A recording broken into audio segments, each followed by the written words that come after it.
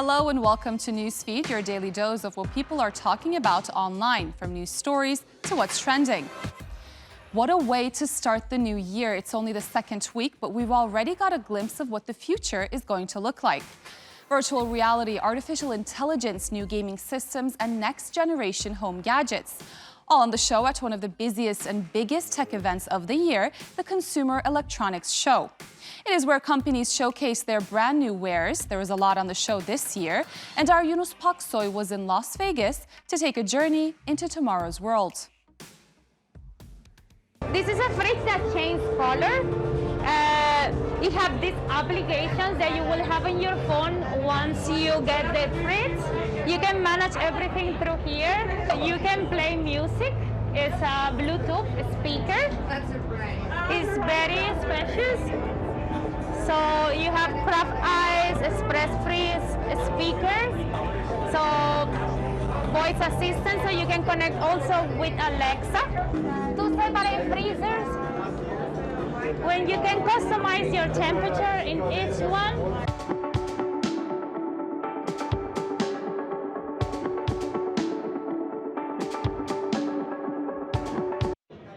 Could we take a selfie together? Yes, you may. All right, awesome. Smile. Can I ask you what your name is? My name is Amika. What is yours? My name's Alexa. It's nice to meet you. Nice to meet you too. Thanks so much. You're welcome.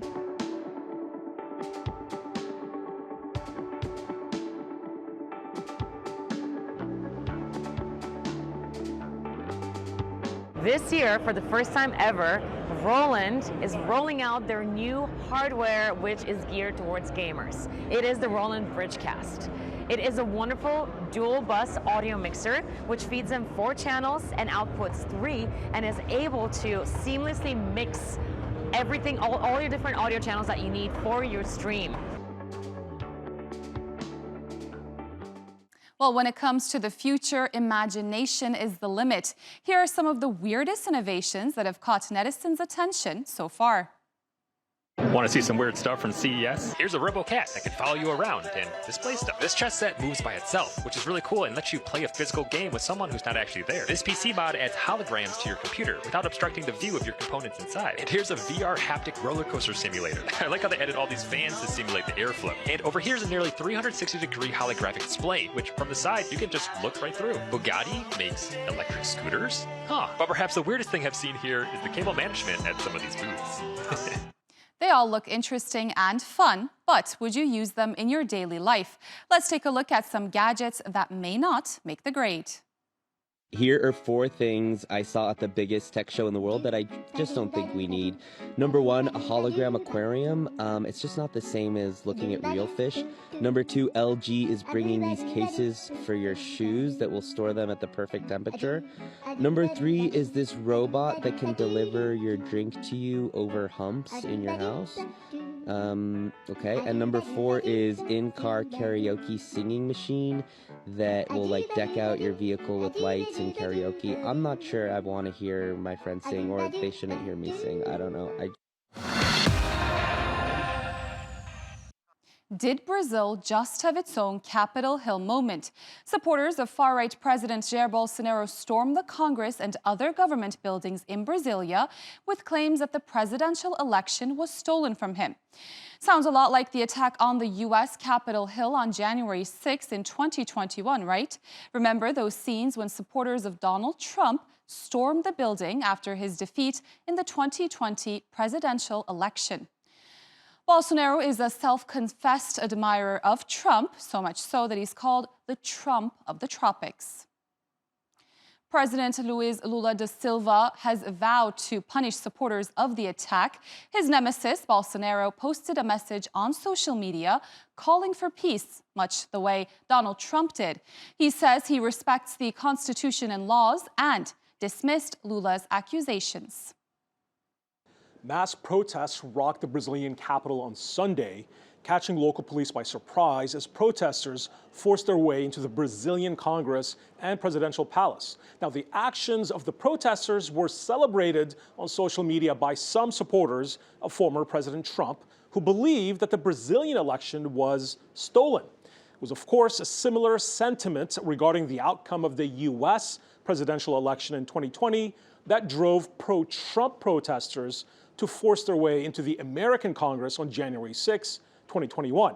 The media, of course, has been quick to draw parallels between President Trump and his Brazilian friend, Bolsonaro, and the protests. And yes, the Brazil protesters even apparently had their own version of the January 6 shaman. Now, former President Donald Trump was a big supporter of Bolsonaro and vice versa. In fact, President Trump endorsed Bolsonaro's bid for re-election and called on Brazilians to vote for him. It is important to note that Bolsonaro has condemned what he called the, quote, pillaging and invasion of public buildings after what happened on Sunday. Now, up until this point, Bolsonaro supporters have been holding peaceful sit-ins against what they call Brazil's, quote, stolen presidential election. Regardless, Bolsonaro is now comfortably residing in Florida, while his longtime rival Lula has been officially inaugurated as the new president in Brazil. Love him or loathe him, Britain's Prince Harry continues to hog the headlines. His tell-all memoir, Spare, the term for the second in line to the throne, hits bookshops on Tuesdays.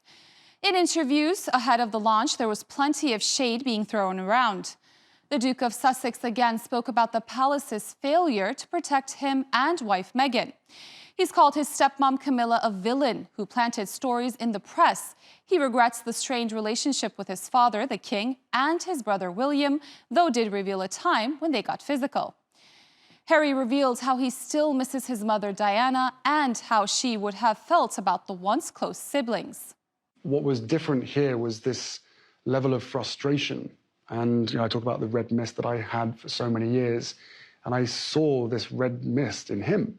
He wanted me to hit him back, but I chose not to. Well, Harry was just 12 when his mother, Princess Diana, died in a car accident in Paris. He spoke to CBS's Anderson Cooper about how he felt at the time. You didn't believe she was dead? For a long time. I just refused to accept that she was gone. Part of, she would never do this to us, but also part of maybe this is all part of a plan. I mean, you really believe that maybe she had just decided to disappear for a time? For a time, and then that she would call us and that we would go and join her. Yeah. How long did you believe that? Years. Many, many years. And William and I talked about it as well. Well, the salacious details are not just a headache for the royal family. It's been a challenge for publishers at Penguin Random House. In Spain, leaked copies resulted in a flurry of media coverage, confounding the carefully constructed pre-publicity. And the reaction has been mixed, with netizens divided between labeling the Sussexes as whingers or victims. Either way, these master content creators are smiling all the way to the bank. The Spare book deal with the Sussexes is set to be worth at least $35 million. The couple also signed a multi-year production deal with Netflix, reportedly worth around $150 million. And they also signed a multi-year podcast deal with Spotify worth $25 million. A 20-year-old woman in New Delhi lost her life after being hit and dragged by a car for some 10 kilometers in the early hours of New Year's Day. The death of Anjali Singh has sparked fear, anger, and frustration in India's capital, which has witnessed several horrific crimes against women over the past years. As journalists, we often cover gory crimes and incidents, but some stories leave us completely shaken. Just the fleeting glance of the photo of this young woman, the victim of an alleged fatal car accident, left on the roads completely naked with brutal injuries to her limbs, it choked me up. Anjali Singh was killed in the early hours of the first day of the new year as her scooter that she was riding was mowed down by a car. 5 men have been arrested so far. Initially, the police called it just an accident, but following pressure and anger from civil society and activists, the police is now probing further to see if there was some sort of a planned conspiracy. Now, with several CCTV footages emerging, police also believes that 2 men are still on the run. Meanwhile, the man who was initially arrested for driving the car, he has now confessed that he was actually at home on the night of the accident and was trying to cover up for a relative. According to reports, Anjali Singh loved Punjabi songs. She loved dressing up. She was a lively young woman who loved fashion. Unfortunately, we have seen attempts at victim shaming, also to character assassinate Anjali, including statements by her friend Nidhi, who was also riding that scooty that night. After the accident, though, Nidhi went home and did not report it to the police. Anjali was an event manager and the sole breadwinner of her family, supporting 5 siblings and her mother, who suffers from kidney illnesses. She was returning from work in the early hours of the first day of the new year. This gruesome incident has once again raised several red flags about road safety to women's issues and women's safety in India's capital.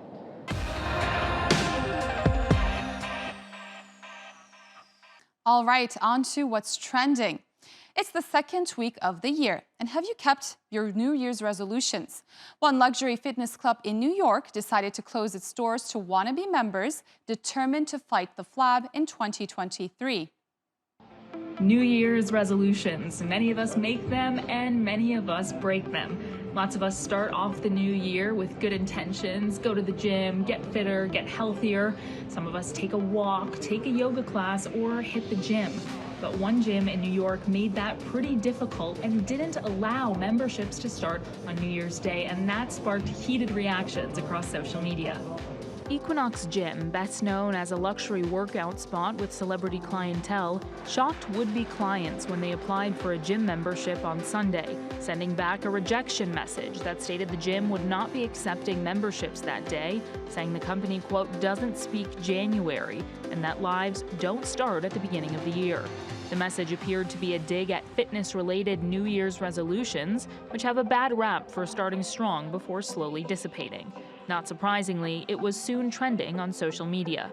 Didn't realize a health club would be so vehemently against people trying to, checks notes, improve their health and well-being? Others echoed the sentiment, cheering on those who might have been discouraged by the Equinox post to still pursue their New Year's goals. If someone wants to have a goal on January 1st that's going to make them healthier, stronger, and live longer, you should encourage it, not stomp on them for it. Start your goal whenever you want, people. Do what works for you, even if it's on January 1st. Some, however, stood by the campaign, saying it was bold and in alignment with the brand of Equinox. It's a good idea to prioritize comfort of the current members over resolutioners who will end up not going anyway. It's always such a mess at the gyms in January. But others tried to find humor and opportunity in Equinox's language, writing, "If January is a language that you don't understand, can you skip billing me for the month?" It's always fun to look back at what people in the past used to be imagining what the future would be like. Now we're that future. How far are you going? About 30 years. You know, like the movie Back to the Future that predicted by 2015 we'd be driving flying cars and playing hands-free video games. Well, a series of tweets of a newspaper cuttings recently went viral. They were from 1923 and they predicted what life would be like in 2023. Our first prediction comes from Dr. Charles P. Stein, who predicts that in 2023, there will be no more hard work or long drudgery. In fact, people will toil not more than 4 hours a day. Another prediction was that many diseases would be eradicated. Cancer and TB are still very much with us, but infantile paralysis or polio has been practically eradicated, while locomotor ataxia and leprosy are both rare and treatable. This prediction is almost spot on. The population of the U.S. is currently just under 332 million. There were just 112,000 Americans when this prediction was made. So how did people in 1923 imagine how we'd be looking?